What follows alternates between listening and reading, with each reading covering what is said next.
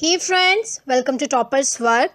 आज मैं आपको एक बहुत ही इम्पॉर्टेंट टॉपिक पर नोट्स प्रोवाइड कराने वाली हूँ, जिस पर क्वेश्चन ना आए ये तो हो ही नहीं सकता। इनफैक्ट कई बार तो इस पर 2 क्वेश्चन भी आ जाते हैं।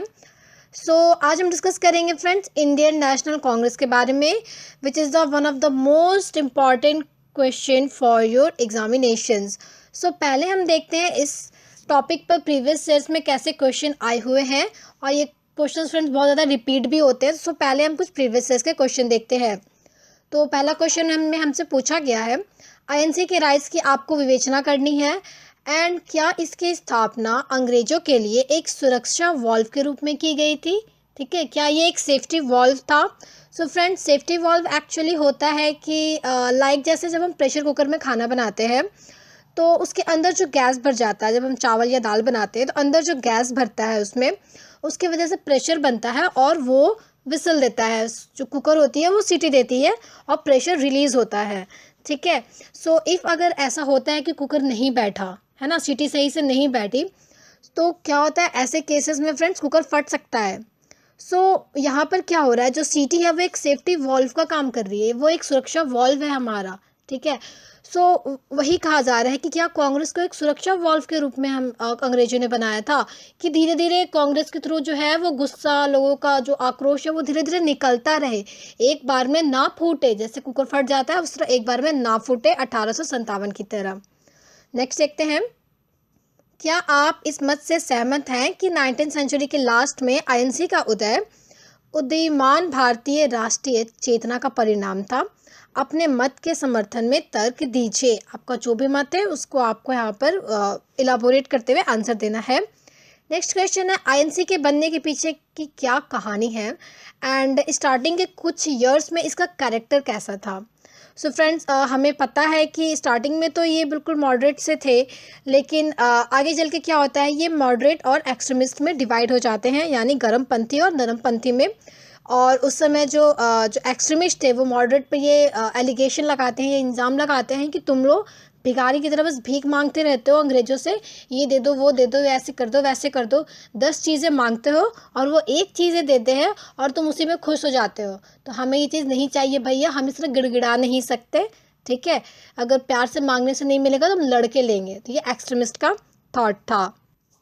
हम इंट्रोडक्शन में देखते हैं, 19th सेंचुरी तक लोग काफ़ी जागरूक हो चुके थे, उन्हें राजनीति समझ आने लगी थी, है ना। दे रियलाइज्ड कि कैसे ब्रिटिशर्स उनका शोषण कर रहे हैं, उनको एक्सप्लॉइट कर रहे हैं।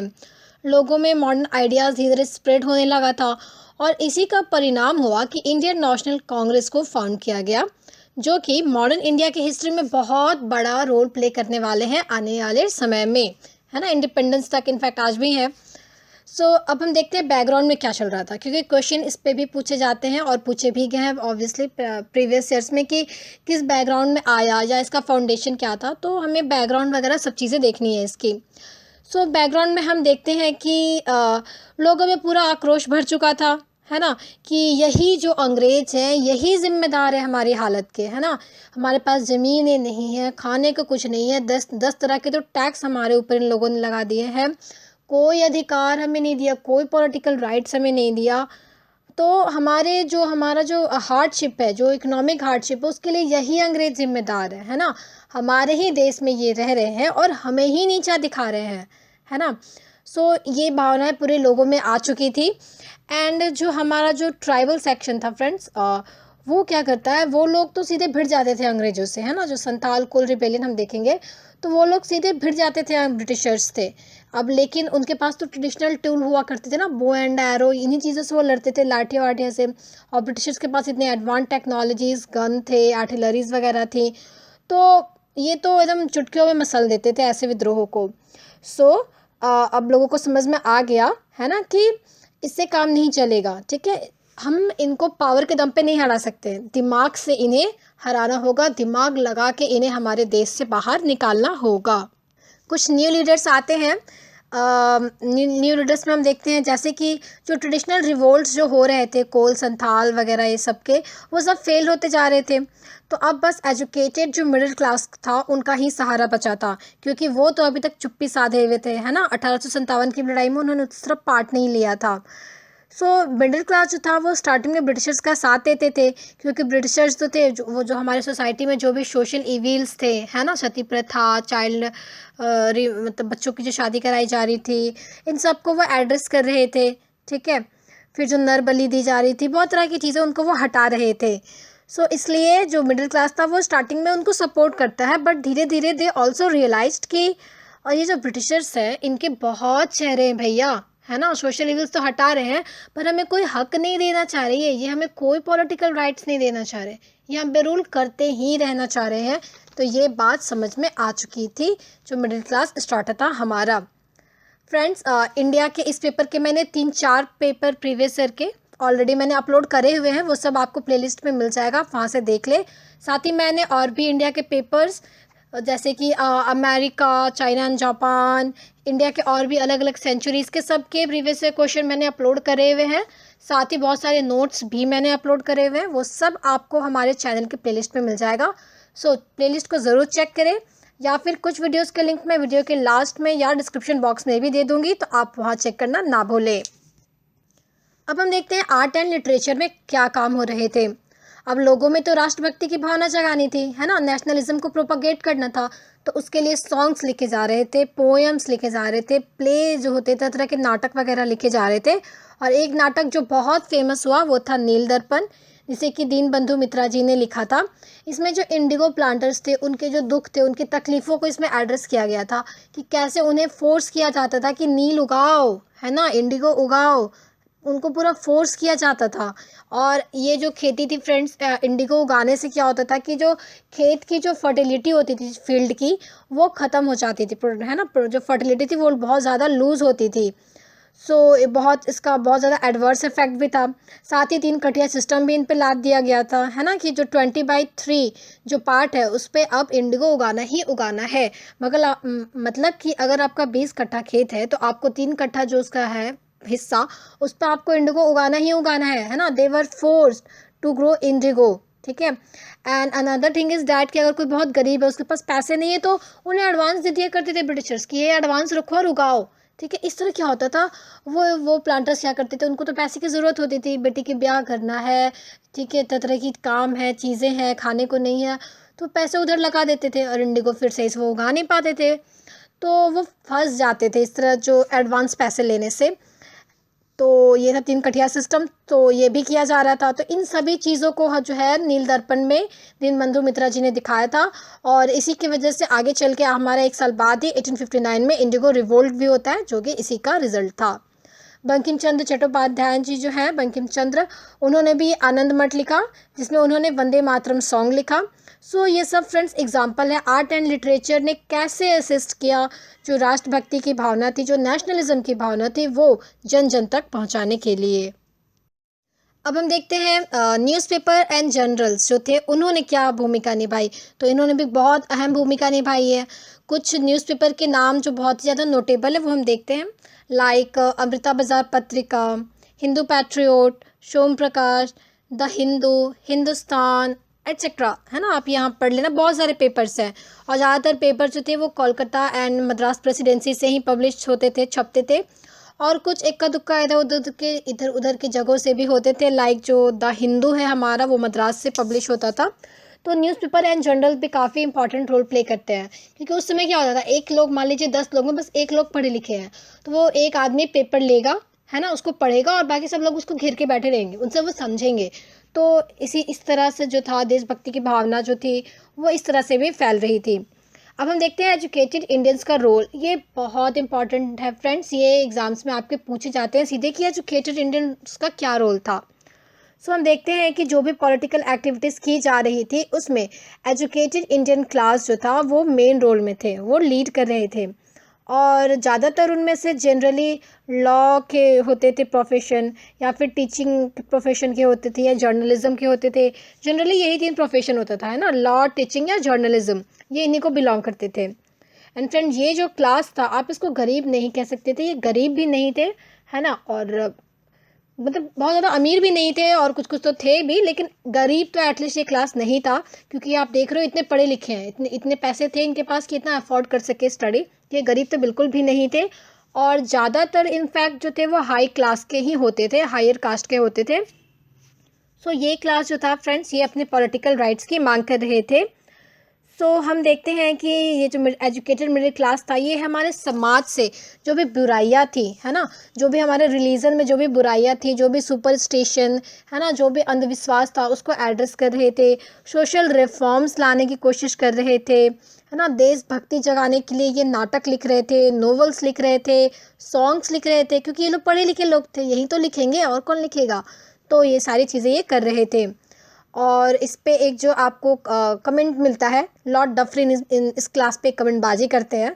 वो कहते हैं कि जो मिडिल क्लास है ना, ये एक माइक्रोस्कोपिक माइनॉरिटी है, मतलब बहुत छोटे, माइक्रोस्कोपिक बहुत छोटे माइनॉरिटी है, माइनॉरिटी में भी माइक्रोस्कोपिक बहुत ज़्यादा छोटे, ठीक है।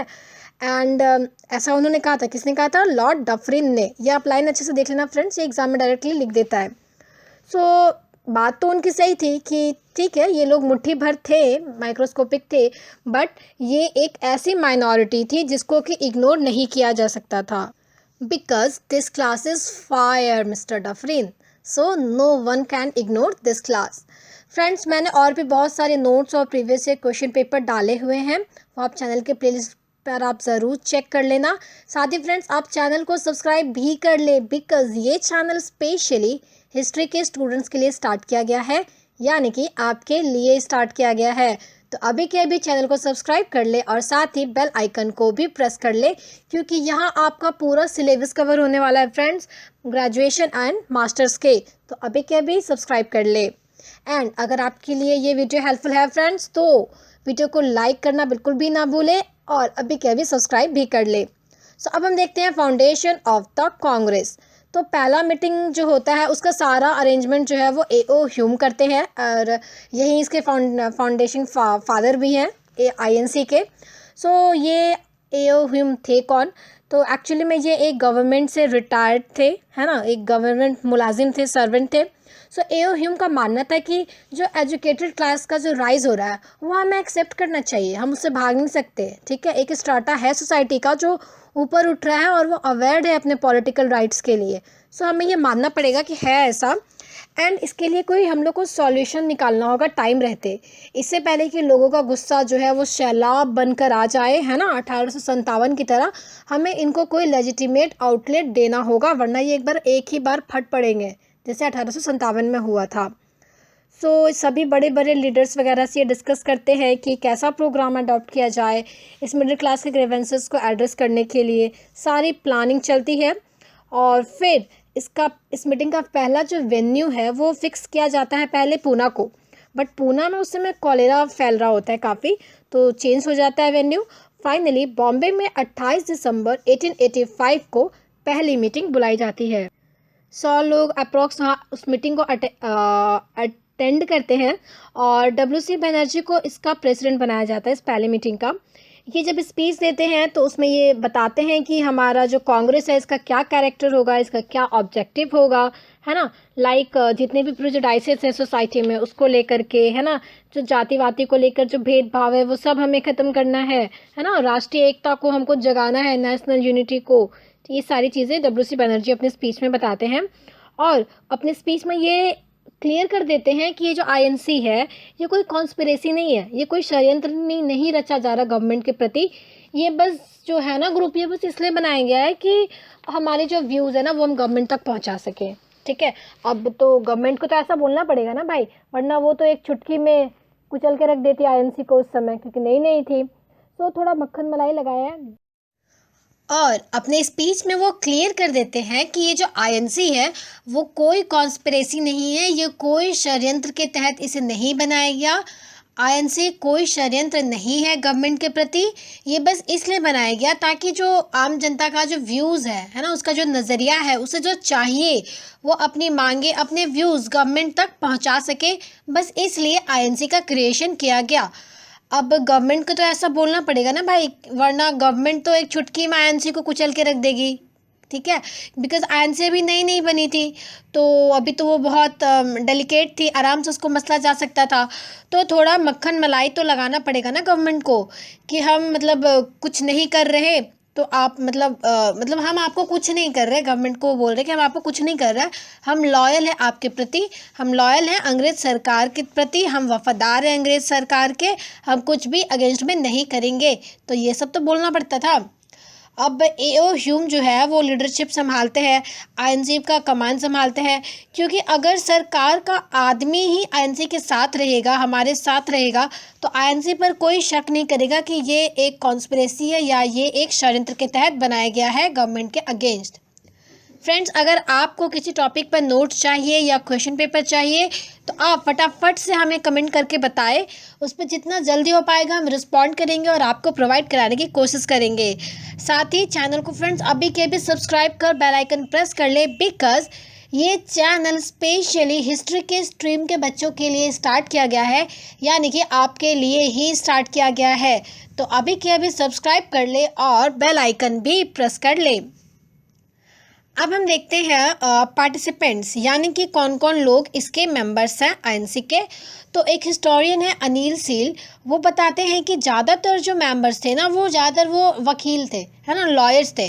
पीजेंट ज़मींदार क्लास, ये दोनों जो क्लासेस ना ये तो पार्ट नहीं ले रहे थे उस समय, बिकॉज़ अगर हम देखें एक तरफ तो जो भी पढ़े लिखे लोग थे उस समय भारत में, उनके लिए बस कुछ ही प्रोफेशंस अवेलेबल थे, ठीक है, ज़्यादा प्रोफेशंस नहीं थे, कुछ ही प्रोफेशंस अवेलेबल थे, और जिसमें कि ज़्यादा प्रिविलेंट थे लॉयर्स, है ना, वकील या फिर कोई भी लीगल प्रोफेशन।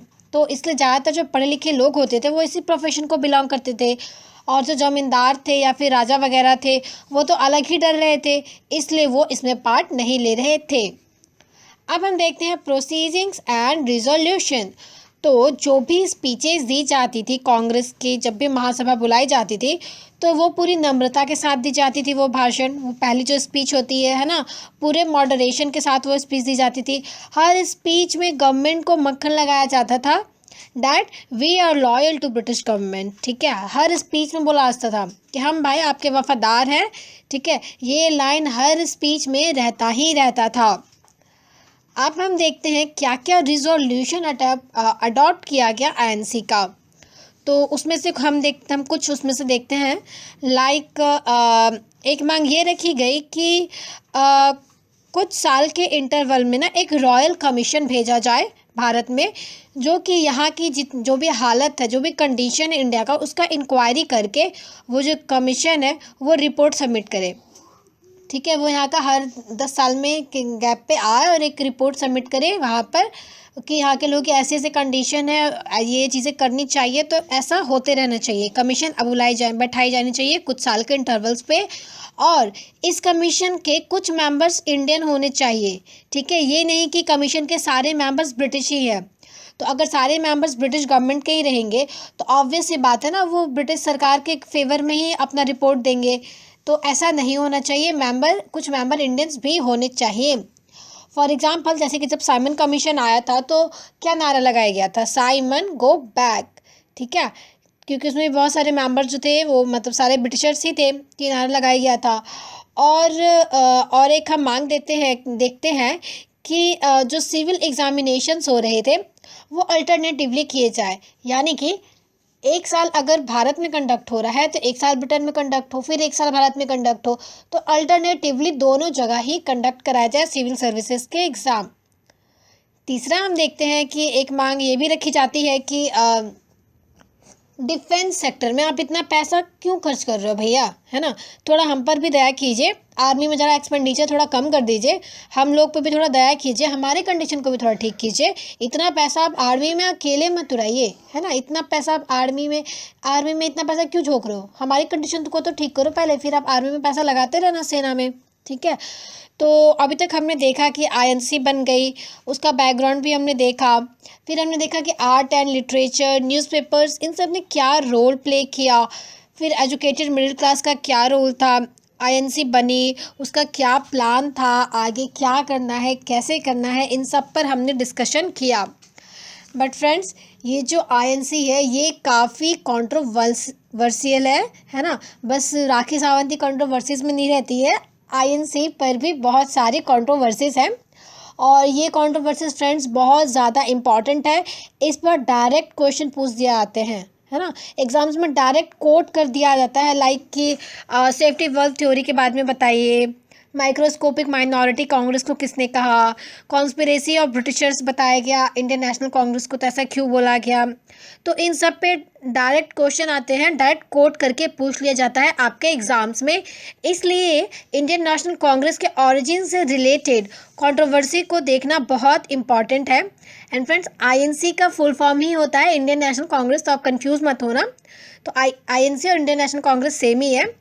तो इंडियन नेशनल कांग्रेस के ओरिजिन से रिलेटेड जो भी कंट्रोवर्सीज है वो बहुत इंपॉर्टेंट है फ्रेंड्स। और इसके लिए मैं एक सेपरेट वीडियो मैंने इसके लिए बनाया है, वो आपको चैनल के प्लेलिस्ट में मिल जाएगा, तो उसे आप चेक करना बिल्कुल भी ना भूलें, क्योंकि वहाँ से आने के क्वेश्चन बहुत ज़्यादा चांसेस हैं।